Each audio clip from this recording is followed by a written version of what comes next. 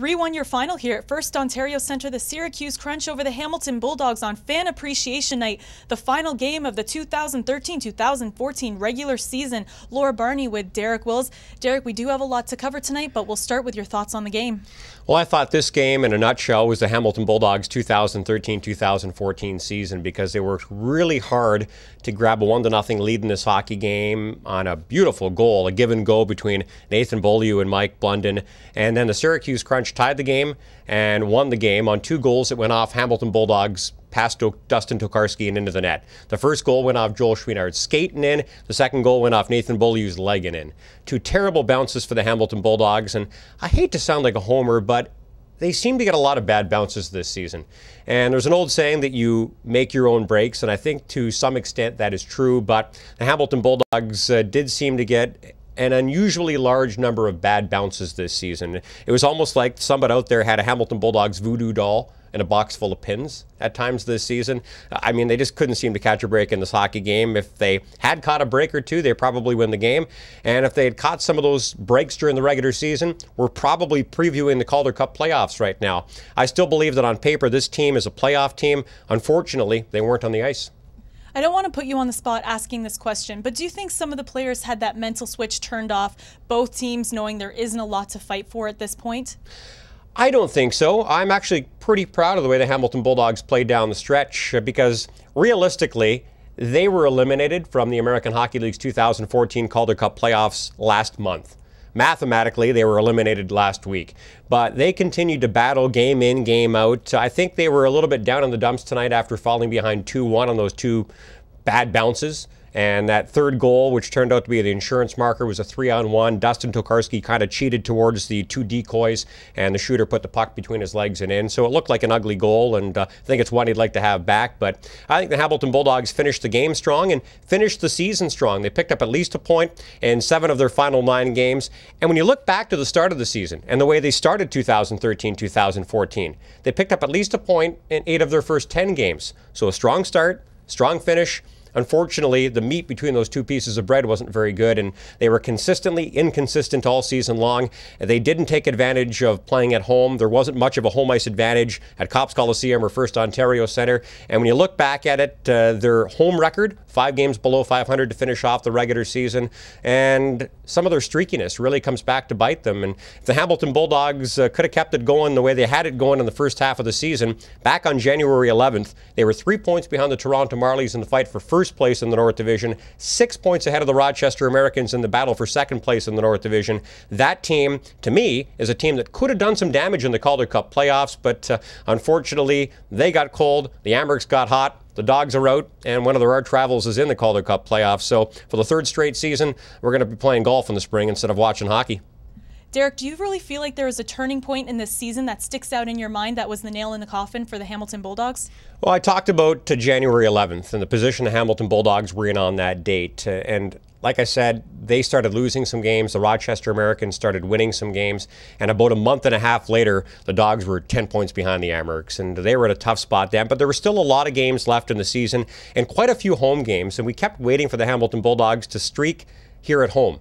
And they never won more than 2 games consecutively at First Ontario Centre this season. So no long winning streaks on home ice. So I look back to a weekend early in March where the Hamilton Bulldogs had 3 games in 3 days, all on home ice. They had a 1-0 lead in all 3 of those contests, and they lost all 3 of those contests. And in hindsight, if the Hamilton Bulldogs win 3 of those games, they're probably in the Calder Cup playoffs. If they win 2 of those games, they're still in the hunt going into the final week of the season. So if I had to pick one turning point in the season, it would probably be that 3-3 on home ice in early March where the Hamilton Bulldogs could have won, maybe should have won all 3 games and didn't win any.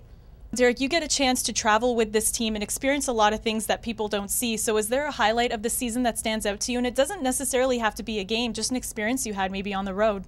Well, it's tough to pick just one highlight out of a 76-game season, but spending some time with the coaches and players who are all good people was a highlight for me. And late in the season, the Hamilton Bulldogs had that long 9-game, 18-day road trip, but it was an enjoyable road trip because the team left Hamilton 9 points out of a Calder Cup playoff position. And I said prior to the trip, if they come home and they're still in the fight for a Calder Cup playoff spot, it was a successful trip. And they returned to Hamilton 7 points out of a playoff spot. And that was playing 6 of those 9 games against teams in the top 5 of the AHL's overall standing. So they played against some of the toughest teams in the league and managed to pick up at least a point in 6 of those 9 games. And we're very fortunate to have a generous owner and chairman in Michael Landlauer, who also treated us to a charter from Oklahoma City to Grand Rapids back to Hamilton to make that tough road trip a little bit easier for guys like me and the coaches and the players as well. So that was definitely a highlight as far as the team is concerned. And the way they battled down the stretch, even when they were mathematically eliminated from postseason play, the team played with a lot of character. So it was good to see because a lot of these guys will be back next year. So you want to know what the guys are made of. And they showed us what they were made of down the stretch this season. But individually, there were 2 goals that really stood out to me. One that Sven Andrighetto scored in Toronto against the Marlies, and one that Jonas Nattinen scored in Cleveland against the Lake Erie Monsters, actually a little bit earlier on this week. So those were 2 fantastic highlights. And boy, oh boy, if I started talking about some of the saves the goaltenders made, we'd have a lot of highlights as well. The goaltending was certainly a high point for the Hamilton Bulldogs this season, especially from Dustin Tokarski. So even though there were a lot of negatives, still a lot of positives for the Hamilton Bulldogs this season. There were 11 guys who played in at least one game for the Dogs and the Habs, so it's good to see those guys get called up and get a shot at the National Hockey League level. And prior to tonight's game, 10 Hamilton Bulldogs graduates on the Montreal Canadiens playoff roster. So these are guys who contributed here at one point in time, are now contributing there, helping the Habs hopefully have some success in the Stanley Cup playoffs. And I think that number will probably double when the Black Aces are named. So seeing those guys graduate from Hamilton to Montreal, guys who helped the Bulldogs now helping the Canadiens, certainly a high point as well. Looking ahead to next year, who are you excited to see back? Well, we're not going to know who's going to be back with the Hamilton Bulldogs until Montreal Canadiens training camp is over, but Dustin Tokarski just signed a 2-year contract, and the first year of the contract is an AHL-NHL deal. And with Carey Price and Peter Budaj still under contract for next season, we assume Dustin Tokarski will be back with the Hamilton Bulldogs. So I'm really looking forward to seeing the team's most valuable player and representative at the AHL All-Star Classic back with the team, because he gives them a great foundation. And now they have to build on that foundation. If you've got an elite goaltender, which the Dogs should have in Tokarski next year, you're going to have a chance to win every game. Now you need some defensemen and some forwards. And on defense, we'll have to wait and see what happens. But there are 3 blue-chip guys. 2 of them finished the season with the Hamilton Bulldogs. Another one of them finished the season with the Montreal Canadiens. And Nathan Beaulieu, Greg Patterin, and Jared Tenorti. Maybe 3 of those guys are back with the Dogs. Maybe 2 of them are back with the Dogs. Maybe 1 of them is back with the Dogs. Maybe all 3 of them are with the Habs. So we're going to have to wait and see what happens there. Up front, I suspect we'll see Sven Andrighetto back at least to start the season, or at least for some games next season. And this guy is a lot of fun to watch. He is a real treat when I have an opportunity to call his games, and I'm hoping to have a chance to call some of his games again next year. And then I think there are some guys that underachieved with this team this year. Christian Thomas is a guy who I think could score 25 or 30 goals in this league, and who I think can score some goals in the National Hockey League as well. So I'm anxious to see if he can turn his career around with a big season next year.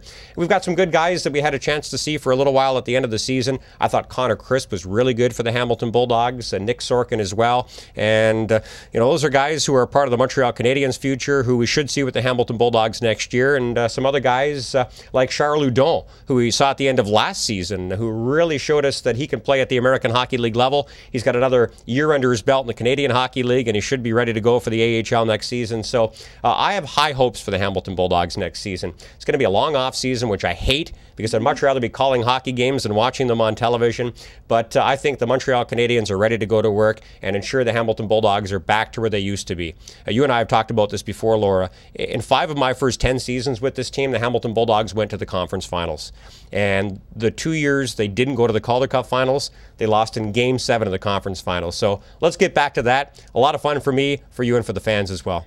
Most importantly, Derek, before we wrap things up here, we cannot leave without thanking our great fans for being here and supporting us all season long. Absolutely, and we are very fortunate to have a great core group of fans. And the last couple of seasons, we've really made some positive strides, bringing more people into First Ontario Centre. First and foremost, the building has undergone some really positive changes. Having the 360-degree LED ribbon really added a new element to our game day presentation. Having you as our in-stands host, you did a fantastic job. I thought Tara Myers did a great job with our game day presentation, really our whole team. But Stephen Ostasevich and our staff here, I think they've really moved us in the right direction. And our attendance was a little bit lower this season than it was last. There was no NHL lockout this season, so we didn't benefit from there not being another level of hockey, another option for fans to either attend games or listen to games or watch games. So I think we did well this season, and I think the sky's the limit. Hamilton is a great market. The city itself is really moving in the right direction, and I think the Bulldogs have an opportunity to continue to get out in the community and to interact with our fans and to bring some new fans into the building. We've got a great core group. They do as good a job selling our product as anybody, telling everybody out there how fun it is to attend a Hamilton Bulldogs game. So we hope to see all of those people back in the building next year and some new faces as well. It's going to be a long off season, but hopefully a productive one for the hockey team and hopefully a fun and safe one for all of our fans as well. Well, Derek, for the final time this season, I would like to thank you for your thoughts. And for the final time this season now, we'll throw it to our coaches to see what they had to say. Well, very disappointed with the performance tonight. Last game of the season in front of our fans, we were expecting a better performance, and we didn't deliver good hockey for 60 minutes, especially in the second. We came out flat. We had almost 4 minutes of power play. We could have scored to have the lead, to increase the lead by 2 goals or to at least keep the momentum.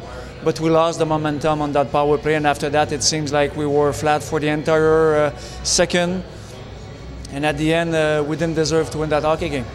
Well, most of the games I thought that we had the teams that really compete every night. And we were able to have 20 players in uniform putting their heart into the games. But tonight I don't think it was the case for a rare occasion. This year we missed the playoff for perhaps a few reasons. Lack of offense, our power plays perhaps not the way we wanted. A few times we played some good hockey games at home, especially in the first period, without getting any lead, and after that it was more difficult. But you're as good as your last game, and tonight obviously it was not a good performance. We wish we could have done better. We could have played for 500 at least with a win tonight, and we fell short of that. So this is a